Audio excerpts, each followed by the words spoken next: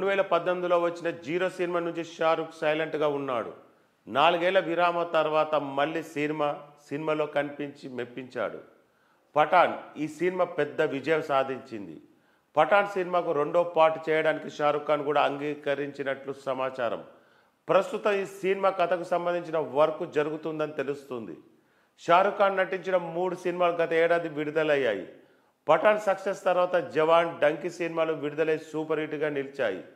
ఈ సినిమాల తర్వాత షారుఖ్ ఖాన్ కొత్త సినిమా ఏది ప్రకటించలేదు. దీంతో ఆయన తదుపరి సినిమాలపై అంచనాలు భారీగా నెలకొన్నాయి. ఈ క్రమంలో యష్ రాజ్ ఫిలిం యూనివర్స్ షారుఖ్తో సినిమా చేయడానికి సిద్ధంగా ఉంది.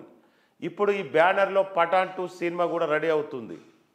ఈ సినిమా గురించి అప్డేట్ రానున్న రోజులో అందాల్సి ఉంది. షారుఖ్ ఖాన్, సల్మాన్ ఖాన్లో బాలీవుడ్లో డిమాండ్ ఉన్న హీరోలు. వీళ్ళిద్దరిని కలిసి తెరపై చూడడానికి ఫ్యాన్స్ ఈగర్గా ఎదురు చూస్తున్నారు.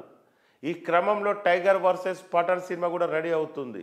ఈ సినిమాపై కూడా అంచనాలు క్రియేట్ అవుతున్నాయి. పఠాన్ సినిమాలో సల్లు గెస్ట్ రోల్ చేశాడు.